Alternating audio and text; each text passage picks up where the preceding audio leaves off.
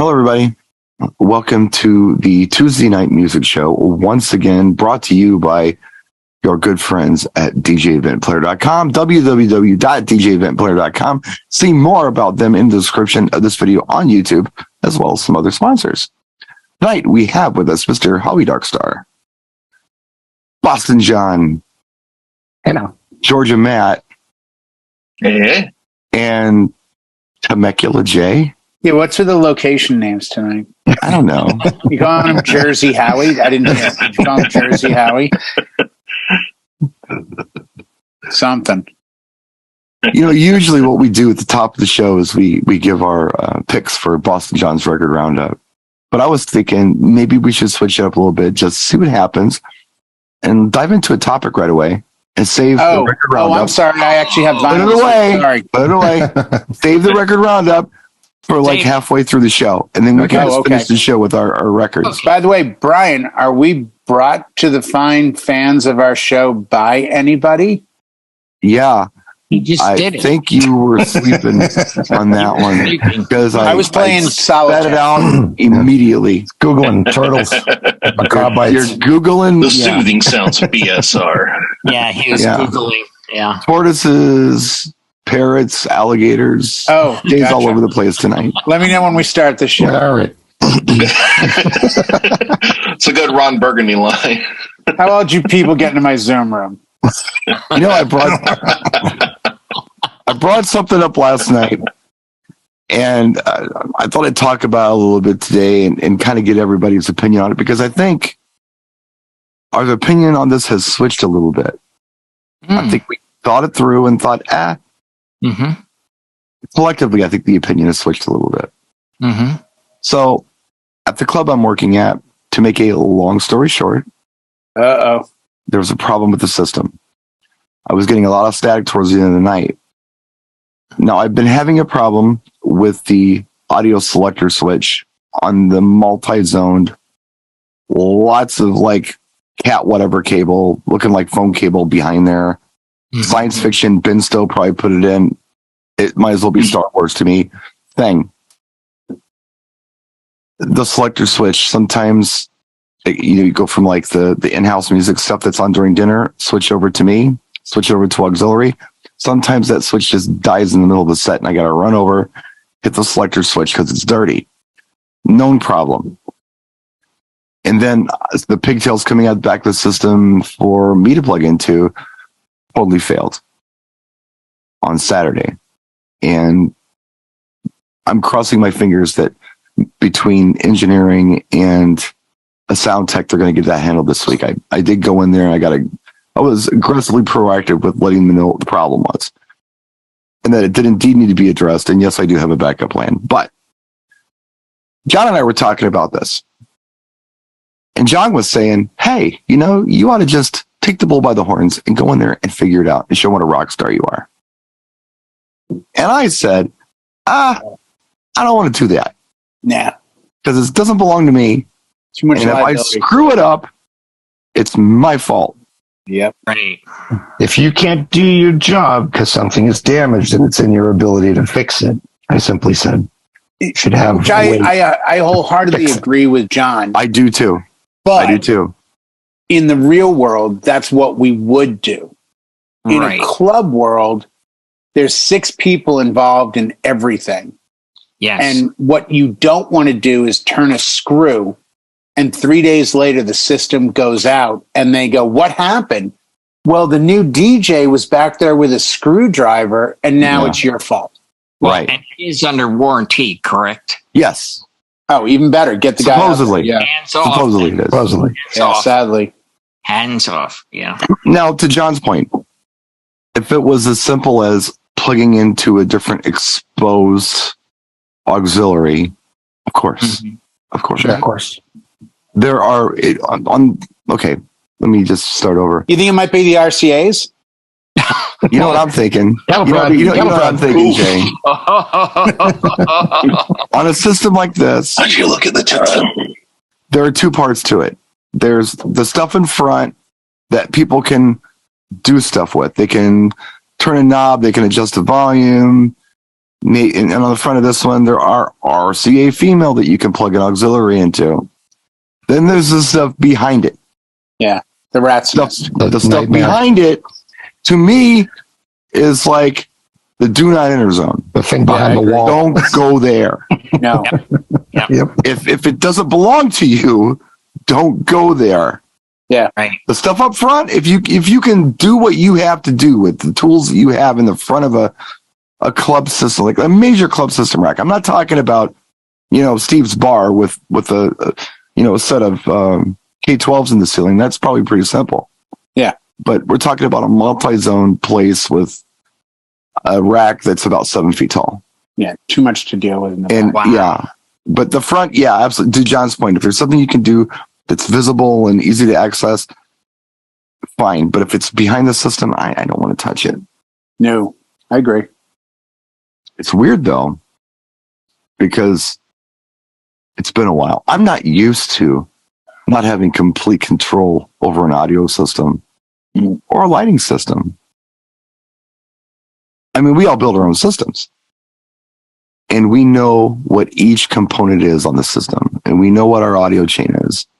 And we know what type of cabling is hooking it all together. And we know the quality of the cabling.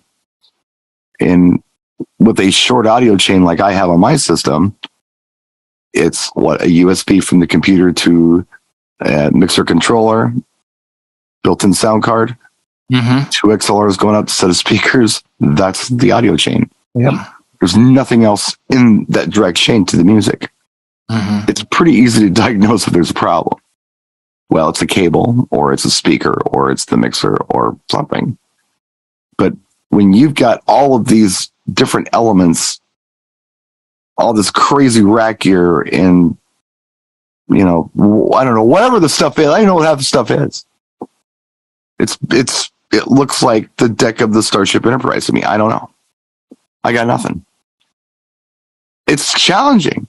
And like John said, you want to just dive in and fix it, Well, if there was someone there that you would ask the question, can I cut the end off this cable and just put a new end? Is our problem fixed? No. Now it's a bigger problem. Now it's Right.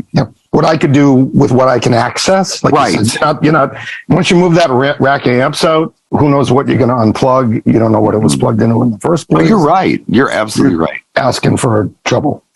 So I mean, we all collectively agreed on that, I think. Oh, yeah. I haven't worked in a club in a long time, probably like 5 years. And I used to manage a club, and we had a big sound system.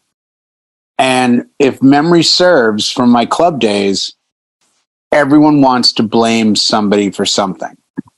There's always got to be an answer to give the owner or the GM or the manager Right. what happened. And I've never heard the statement, what happened, without it being followed by blank did this, blank touched that, blank spilled a drink, blank messed around with the cables. It's always clubs are just notorious for that. It's like, that's why when people come in and install really intricate sound systems, it's job security. Yeah, it They is. realize you can't do anything to it without their permission, without their settings. They've got diagrams that aren't, in a perfect world, your club system would have a posted diagram on the side that laid out every cable that went to everything. And literally you could figure it out, but the guy that installs it never gets a phone call. Or service call. Right. Please. He wants That's what it says. $75 It's an an hour emergency. phone call. Yeah. Yeah. He wants to get a phone call and, make some money. Howie, did you have something? Tragedy of it all. I was just going to say, if your little cable that you bought from Amazon works, the danger is that typically corporations like that will say it's fixed, and they're not going to go any further. Yeah. That's kind of the other facet of this whole thing. Yes, can I put a Band-Aid on a tumor? Right. If I show up on Friday, I can put a Band-Aid on a tumor. I kind of have a sneaking suspicion someone has already put a Band-Aid on a tumor, which is why I was dealing with the problem I was dealing with. And if I can do that, will they just say, oh, well, it's working. What's the point of bringing anybody in? Yeah, that could happen. Yeah. Absolutely. You're right. Yep. Yeah. Never spend money you don't have to in a club. Jay, you were talking about these crazy multi-zone systems to kind of, give the installer job security. Yeah. You were telling a story the other night. Can you give us the Reader's Digest of that? I was a director of entertainment for a yacht company, and we bought a new yacht, used, but I mean new to us, held 1,000 people, and I had to go pick it up with the port captain and the head of food and beverage and the head of ops, because we all had vested interest in the yacht. Mine was sound. Right. And I got there and I walked on and I saw like 151 Bose, 402 Bose, 805 Bose on the outer deck. I mean, a dream sound system. But I know that Bose always has processors with amps. You can't plug a Bose in without a processor for Bose. Mm-hmm. And I went and looked at it, and it was gorgeous, but it was like hundreds or thousands of hours of crimping and splicing, and everything was great. And the boat had 6 deck zones with a 5 deck selector, meaning I could send sound from any place on the boat to any place on the boat. Right. And then on top of it, because it's Coast Guard, it had an override that if the captain pushed the talk button on his mic, it killed all the audio on the boat and did an override of the selector. And my boss took one look at it, and I said, yeah, one of the Bose speakers needs to be replaced. Well, how much is that going to cost us? Like $400. And he goes, I'll take care of it. And the next day he came in with these 2 white Radio Shack Optimus speakers that were like $80 for the pair. And I said, right. These aren't great. And technically I can't use them because there's a processor. Well, let's just override the processor. I'm like, then we lose this. We ended up spending probably like $6,000 to undo the work. You forgot to mention they were 70-volt speakers. Oh yeah, I'm sorry. They were 70 volts. And those of you that, if you've ever been in a restaurant or any environment where there's speakers in the ceiling, the reason you use 70-volt systems is because they have 2, 3, or 4 different screw taps. So I can make this speaker by the door quiet, this one in the corner louder by wherever I put the wire. Well, every speaker on the boat was wired that way. And we ended up spending probably, I don't know, like $6,000 or $7,000 to override the matrix. And it was just never that good sounding again. I mean, when we first took it, I hooked up a CD player to it on the aux input, and it was like a dream. The whole boat just echoed with sound. But, like you'd said earlier, Brian, it was job security for this guy that put it together. And we went through the invoicing, and I want to say it was like $30,000 that the guy had charged them to do the install, not buy the products. Right. He paid for the products, and then his labor was like $30,000 for the matrix he installed. Wow. And it was intricate. I mean, if you're playing guitar in the front of your house and you can send that guitar to the bathroom upstairs, and I'm in the bathroom playing harmonica and I can send it to where you are, that's sort of cool that you can do that, because it really opens up the variety of entertainment. Or if someone's giving a speech, they can now go everywhere or only a few places. It makes it more of a money machine because it's multifaceted. Yeah. Right. But it was a dream and a nightmare all in the same day, because I knew my boss was cheap, and he ran right to Radio Shack. Like, these are weatherproof speakers for whale watching. I'm like, and they sound terrible. And we installed them, and everyone complained. But just like you at the club, everyone started calling the office going, what's Jay doing? These speakers sound terrible. And I couldn't throw my boss under the bus and say, he made me do it. I had to keep saying, oh, that was an investment from management. What are you something that I am really pleased about is the first time that the switch failed on me. Of course, I'm looking at my system. Did I accidentally knock the crossfader over to the wrong position? Do I have, any kind of pre-fade listen on my master. What's going on? You know? And so I'm troubleshooting the board in front of me. And I'm checking my headphones. Okay, master output, headphones. Okay, there is an output signal. Okay. So I leave the booth and I'm running as good as I can run towards the amp rack. And the bartender is coming that direction as well. The bartender that was on that night, who's a night manager. And I said, it's not me. And he said, oh, I know. It's not you. And he knew what it was and showed me that the thing was sticky. And then fast forward, a month or so later, with this other issue that I had with the static, again, I'm like, a different bartender. I'm like, it's not me. He's like, oh, well, yeah, I know it's not you. So they know the system has problems. That's the good news. They're not trying to blame me for it. And something else that I am doing right now, just in case, I am bench testing my rack that I bring into the club. That's smart. Smart. Just to see. Well, now you know that's out of the loop. Right. Now you 100% know. Guess what? Yeah. I know for a fact everything on my end is perfect, which you already knew, but it's I assumed it was fine. Right. Now you can say it was brand new. But here's the catch. Think back to your old club days. And it's Pioneer stuff. Well, of course. I figured it was okay. Yeah. Of course. But think back to the old club days 25 years ago. We both know where this is going to go. It's going to go up the ladder. You're going to come in as the DJ and say, hey, you guys are paying me, good money to do this, and I'm here to help, and we're going to make money, and the bar is going to make money. And I've worked for club owners as their GM and manager. Dude, if I said I need a new pen to fill out the schedule, to man the bar, to make money, they'd be like, if you take this book of matches and light them and then blow them out, you can actually write with the tip of the match. Geez. Yeah, sure.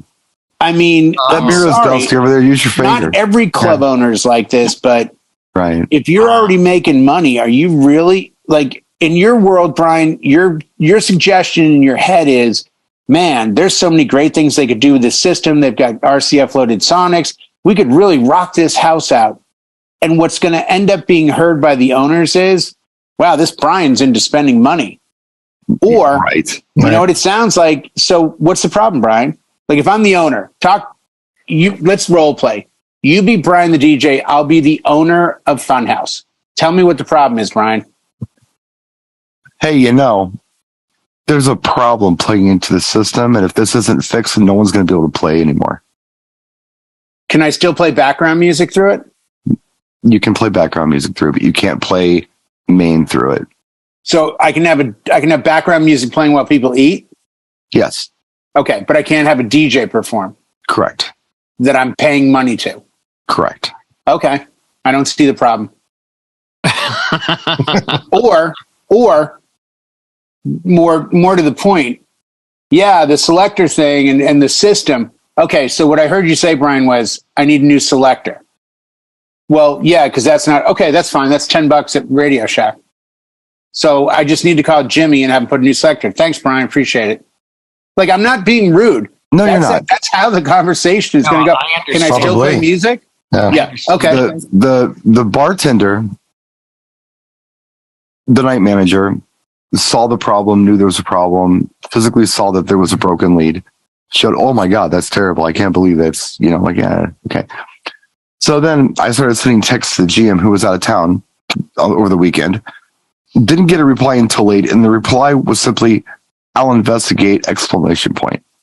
It's like, you know what? I'm just going to come down there and say, look, let me just show you, You think he wants you to? Pardon? You think he wants you to? I don't know, but I didn't see him. He wasn't available, and I talked to a maintenance guy who had a clipboard and was making notes on everything I said. Oh, okay. I showed him. I mean, that's how I felt like was the best way to handle it.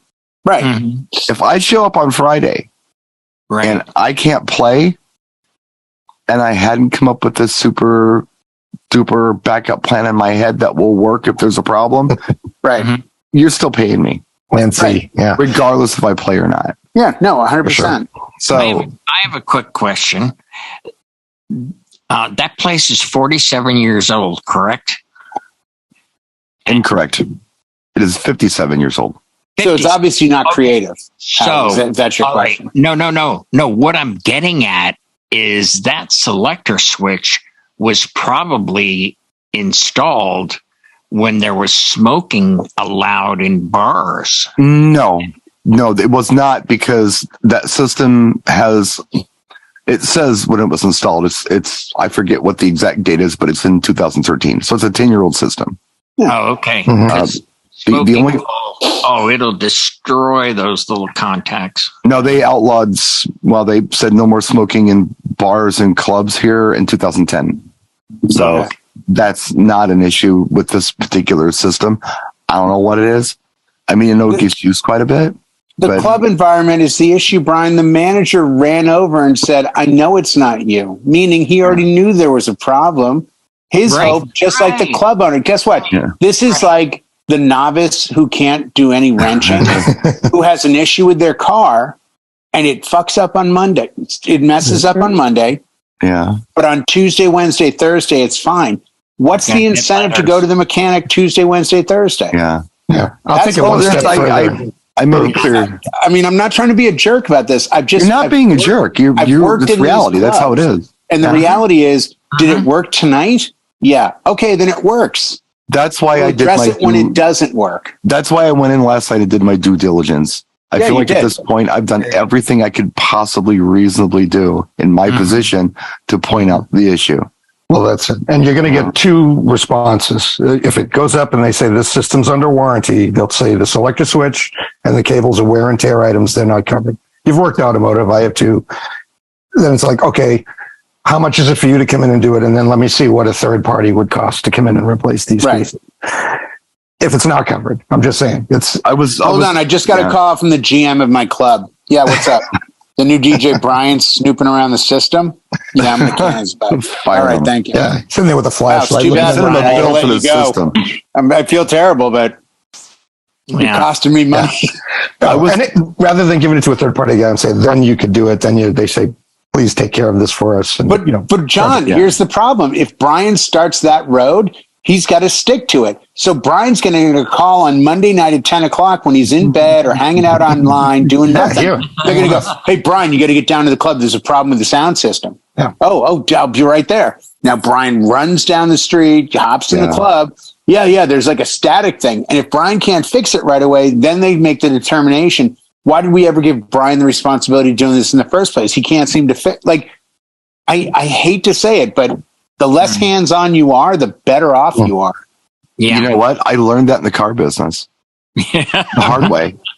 Yeah. I was like co-managing this small Yeah. corner lot sales. That's what I was doing, but it was a wholesaler. And then I got involved with the wholesaling and helping out with that. And then the mechanics would have questions and they would get frustrated and they would come in and throw their hands up and they weren't happy. And I'd say, hey, hold on a second. Okay, let's look at this together and see if we can figure it out together. Let's look at motor all dial together. Okay, you know what? On the 97 Firebird, it's actually right here and not here. It's kind of weird, right? Oh, wow, it is. Yeah, let's see if we can get this off together. I became the guy in the shop, the guy in the office, the guy in the detailing bay, the guy on the lot, the guy running cars back and forth to auction, the guy going to auction. It's not like I was getting compensated for this stuff, but as soon as you stick your neck out, you're the man. Yep. Oh, yeah. If Yep. you can't figure it out, you're the bad guy. The only time it works, and it worked for me, was I was the bartender who then became, out of nowhere, a DJ because I hung out in the DJ booth and one of the guys didn't show up and left his music and I could press play and talk on the mic. And then they made me a manager. And I was the most respected and feared manager in the club because if I came on shift and the DJ said, hey, man, I've had it. I'm not going to work tonight. I would take his shift and manage and DJ. Yeah. The other managers used to get treated like crap because the DJs Right. and bartenders would be like, I might go home. Well, guess what? The other managers couldn't DJ or bartend. So all the staff liked me because A, they knew I could do their job probably better. They respected you because you could do the They job. couldn't threaten me with, I'll go home. Are you kidding? I'll take your $300. Yeah. So sometimes knowing everything makes you invaluable, or it hurts you because you're not going to get compensated. You know, I mean, but most people are lazy about things. Most people, I can't say the company name, but I got a text today from somebody who asked me if I knew where a product was in transit. And I'm like, I'm not sure. You should probably call your warehouse because I'm a contractor DJ at home in Temecula. Well, when is it going to arrive? Again, I don't have a FedEx hat on or I'm your warehouse guy. I'm just like, I was shocked. I'm like, why would a manager for a company call me to see where something was in transit?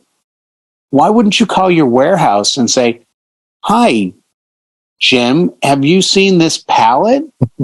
Yeah, it just got here. Great. Why call Jay in Temecula? I'm not a warehouse. I mean, where am I going to put pallets in this room? You're asking me why I call him Jay in Temecula, Jay from Temecula. That's why. Yeah.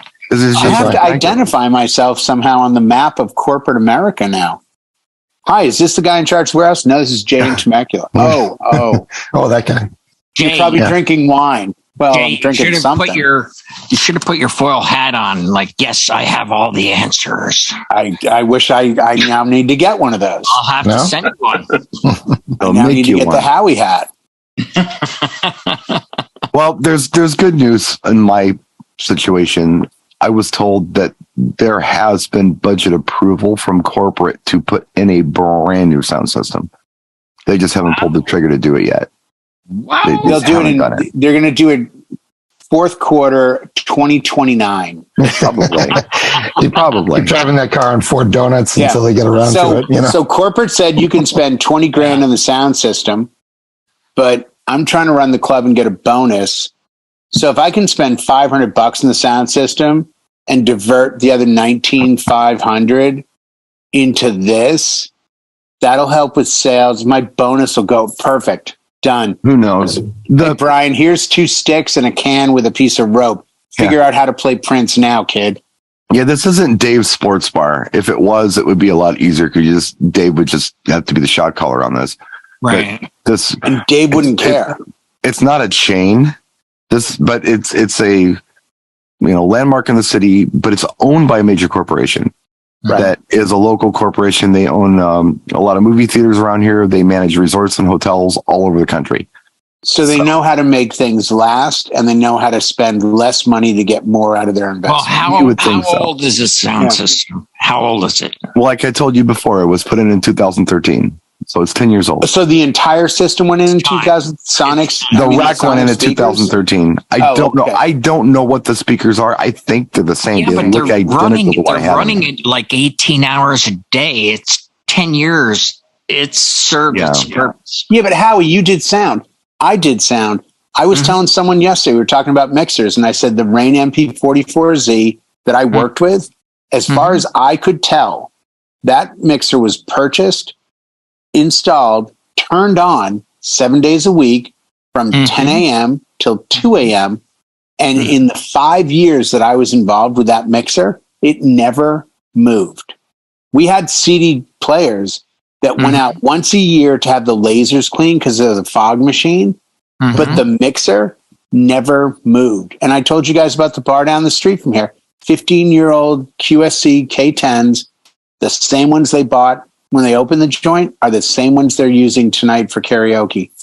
Sometimes with clubs, if you don't move gear, we all know electronics that are stable usually last a very, very long time. Right. As do cables when you're not constantly plugging. Exactly. Well, the variables, the DJs, they come and go. Is that you don't know who's driving it. You know who's actually grabbing by the plug, by the wires and yanking them out. Right. Yeah, that's a good point. That's a really good point. Like, this ain't my stuff. I don't care, right? And they pull it out that way, and now it's broken, and you come in, you're like, geez. Right. I agree with John and Howie. I think it's the RCAs, Brian.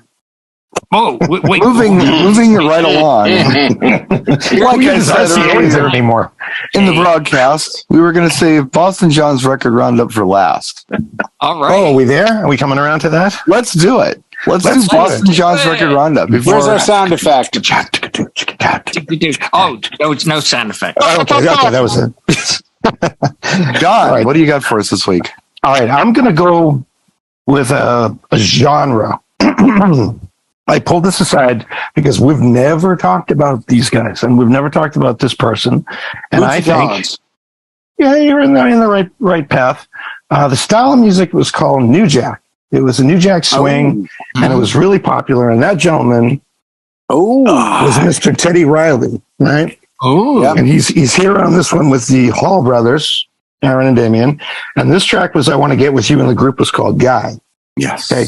So this stuff came along and kind of gave hip hop a kick in the butt that it needed. You know, Run DMC had come and gone, and Houdini had come and gone, and Curtis Blow and all that. This came along and took some of the energy from the high step stuff that was coming. This is 1990. This one. This is a great group, by the way. And he's created with the invention of New Jack. That sound. What is that sound? You listen to like Heavy D and the Boys. Teddy Riley. It's Teddy Riley. Remember the Time by Michael Jackson. He wrote that. He was involved with Color Me Bad. Color Me Bad. Oh, Mia Moore. You dropped that. Let me tell you. Watch people turn. That whole scene, the Motown Philly, and all of those groups Velvet DeVoe had a hand in. Just really is starting to make a comeback, and I'm playing a lot more of it. I did jot down a couple others, like Bobby Brown, Blackstreet. Like I think MC Hammer would be like that. He's way up though. He's like 120s. He's faster. New Jack kind of stands in this pocket of like 102 to 110, and it's just kind of a groove you can kind of vibe to and kind of bounce to. So check out some of those back groups. the way freestyle's coming back a little bit. Yeah. And they play nice together. They're good friends. Yeah, they do. You can come in and out of those. Absolutely. And all of a sudden now you're into an urban set, and no one loses a step. So props to Teddy Riley, and they actually do have him listed on Wiki as being one of the first two pioneers as to where New Jack swing came from. Nice. Like all that background music you'd see on Living Color, on the comedy show with the Wayans brothers. Anytime somebody's grabbing their ankle, dancing around. Doing that stuff. Yeah, kind of the New Jack swing. Check it out. Give it a shot and try to work it in with your freestyle sets. John, what would you say? Very cool. What would you say? Ankle grab, I go Vanilla Ice. He fits. I'm just saying, when somebody grabs the ankle on the dance floor. And he's kind of New Jack. He's kind of New Jack. That's what I'm saying. Like, I think it goes past just one. Well, that's why I said MC Hammer. I mean, no, that's a great call. Dino, like that's the way it has to be. That's the way I like it. It's got a lot of energy, a lot of bounce, even like Dino cool stuff. Yeah, the Dino stuff, and So what would you say, John? Would you say about 89 through 92? Right, that was the peak. Yeah. Like Bill DeVoe Poison. I'm sure everybody still plays that. Right. It's that flavor. It's that zone, and you will definitely get some energy on the dance floor. Yeah, I'm thinking about it. Tempo. And Jimmy Jam and Terry Lewis got into that too, because some of that turned up on Janet Jackson's Rhythm Nation. Mm-hmm. Yeah, the song Rhythm Nation is very New Jack. Mm-hmm. Not the whole album, but that particular song is. Yeah. So just a lot of 1 and 2 and 1 and 2 and 1. If you can do that kind of vibe to it, that's kind of like the New Jack energy. Like funk and hip hop and dance music all merged together. All the best for a second, and it was really cool. It was a really, really great period. Everybody was happy until NWA didn't like it. And Nirvana didn't like it. It all got ruined. And everybody was getting along in harmony. There's an Ice Cube's line to see another trying to outdance each other on TV. He was getting sick of the MC Hammers and everybody he's doing Taco that. Bell commercials with it. So definitely, give it a shot. So that's my pick of the week. And Guy specifically, but any of those ones we mentioned are all killer. So try them out. Excellent. Yeah. Nice. I want to go to Georgia Matt. What do you have for us this week? Georgia Matt. So, and I'm having a little bit of a Mandela effect thing going right now, whether this came out in 2022 or as it says on Apple Music 2017. And that is Diamonds by Elton John. But this was it's a great compilation, and a lot of remastered hits. But one that has been popular at a lot of my gigs lately has been the Cold Heart with him and Dua Lipa. I don't know if you guys have been spinning that a lot, or it's a good chill song, but also it's got enough beat to it. People can bob along to it or dance to it, and then also Hold Me Closer on there, the duet with Britney Spears. Yeah, it's just good too. Well, that's all new stuff. That's all like the whole thing's new. Oh, okay. Well, yeah, those I know those two are new, but then there's stuff like reworks. Oh, yeah, some remasters. So I guess that means they either what does that mean generally? They cleaned them up, or did he sing them it depends. At present age? It usually it's a cleaned up master. But sometimes they do redrum them and stuff, and that's unfortunate.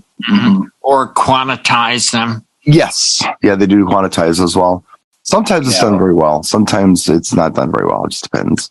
A lot of really good duets on there too, for sure. But I could have sworn I didn't hear about Cold Heart or Hold Me Closer until last year. And they're new. Seeing some, they're new. Okay, so I wonder. I don't know. That's just going to mess with me. Maybe it's I'm seeing like the album came out in 2017, but those songs are new.